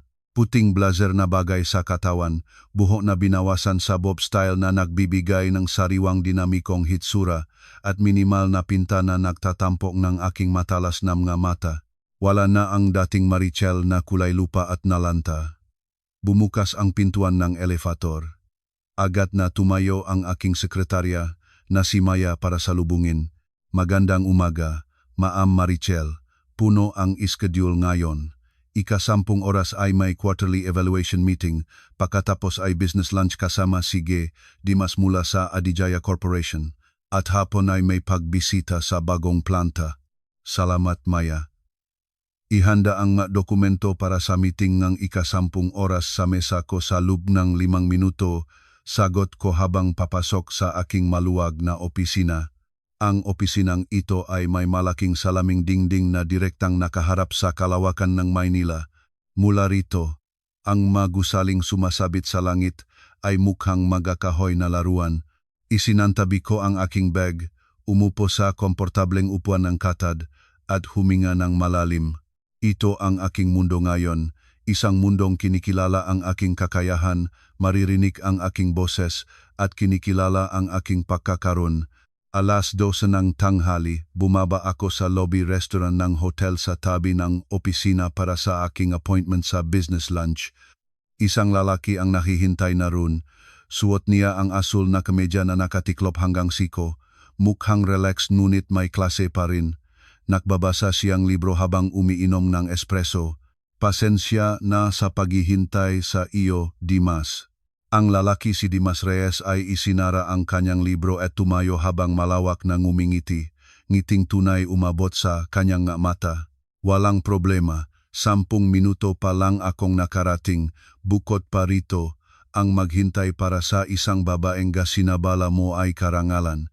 Si Dimas ay bagong partner sa negosyo ng aming kumpanya. Matalino siya, mapagkumbaba, at ang pinakamahalagang bagay alam niya kung sino ako mula sa simula at hindi siya natatakot. Sa halip, madalas niyang hinihinon ang aking maideya sa masayang talakayan sa negosyo. Ang gaming ugnayan ay profesional at malapit na pagkakaibigan palang ngunit hindi ko'y sinasara ang posibilidad para sa iba. Nagustuhan rin siya ng aming ama at ina. Kumusta ang proyekto sa Cebu? Tanong niya nang nagsimula na kaming kumain. Maayos, ang iyong team ay napaka-epektibo, sagot ko. At tungkol sa proposal sa expansion sumang-ayon ako sa 3 punto, ngunit kailangan nating baguhin ang budget. Matagal kaming nag-usap tungkol sa trabaho, hinaluan ng tawanan at magaan na biro.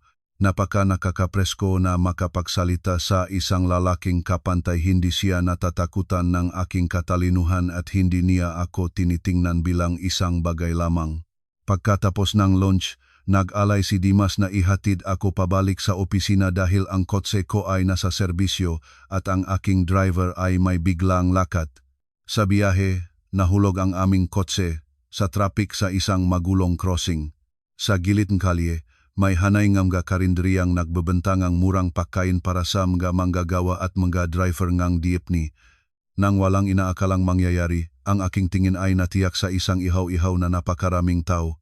Sa likod ng ihaw-ihaw malapit sa maputik na kanal may isang payat na lalaki na nahuhugas ng mabigat na tumpak ng mga plato. Suot niya ang basag-basag na puting sando at itim na maruming pantalon. Ang buhok niya ay medyo mahabang gusot na. Ang kanyang mukha ay mukhang higit pang matanda kaysa sa tunay niyang edad. Pinagagalitan siyang may-aring ihaw-ihaw isang mataba at galit na babay habang itinuturo ang kanyang ulo. Trabaho naman ng maayos, pahugas ng plato lang bagal-bagal, gusto mo babawasan kita mo, sigaong babae. Ang lalaki ay yumukot lang tumango habang patuloy na kinukuskos ang maplato. Sandaling itinaas niya ang kanyang mukha para punasan ang pawis sa gamit ang likot ng kanyang maruming kamay. At nang iyon huminto ang aking puso sandali. Si Carlos, ang dating asawa ko, ang dating mayabang na direktor. Si Carlos ay mukhang napakaawa-awa. Nagsusumitsit ang kanyang butong pisngi, malungkot at walang buhay ang kanyang mata. Nasusunog ang balat niya sa araw matigas at madilim. Mukhang siya ay nguyain ng buhay at inilabas ng basag-basag. Lumabas na pala siya sa bilangguan sa parole o probisyonal na kalayaan at siyempre may tataang krimen sa kanyang SKCK. Walang maayos na kumpanya ang kukuha sa kanya. Natitira sa kanyang buhay ang pagtulong ng araw sa araw bilang isang manggagawa.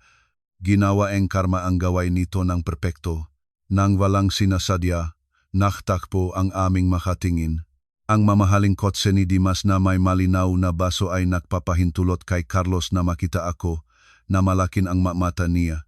Nakita niya ako na nakaupo ng komportable sa loob ng kotse, magandang damit, mukhang maliwanag at nagliliwanag. Nakita niya si Dimas sa tabi ko na ngumingiti, parang tumigil ang oras. Sa mga mata ni Carlos, nakita ko ang halong kahihiyang abot buto, pag-ari nga sisihin na gumugiba, at masakit na pag-alaga. Nahulog niya ang plato na hawak niya, tumatawid na nabasag.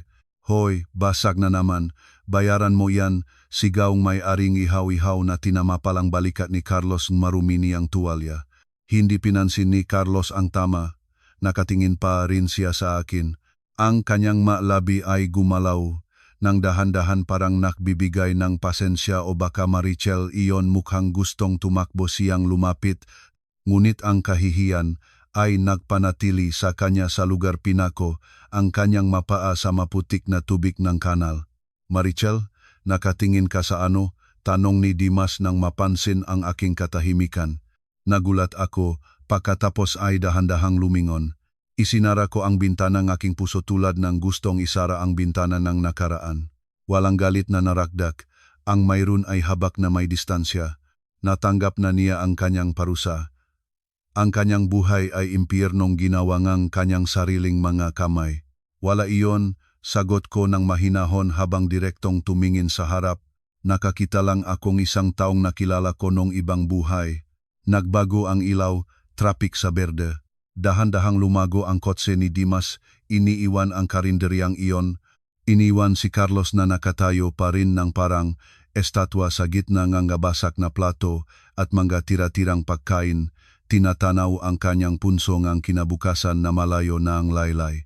Tungkol sa kay Lovely, ang huling balita na narinig ko kay Mang Ernesto na nakit siya sa kasong online scam dahil pilit na nagipit na pang-ekonomiya pagkatapos makumpiska ang lahat ng kanyang maluho gamit. Siya ay ngayon ay takas ng pulis sa ibang lugar na bubuhay sa takot at pag-abala ng mga pinautang. Silang dalawa na dati ay naramdaman nilang nasa tuktok ng mundo ay ngayon ay gumugulong sa ilalim ng bangin.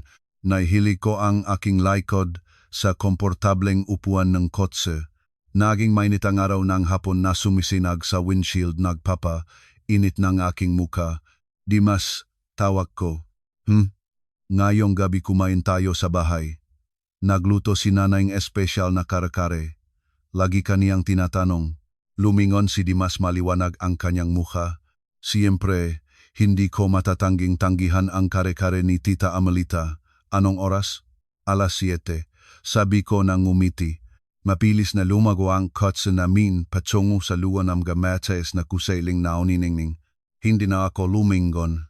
Ang nakaraan ay isang salamin sa kotse, kinakailangan na lamang tumingin paminsan-minsan para manatiling ligtas.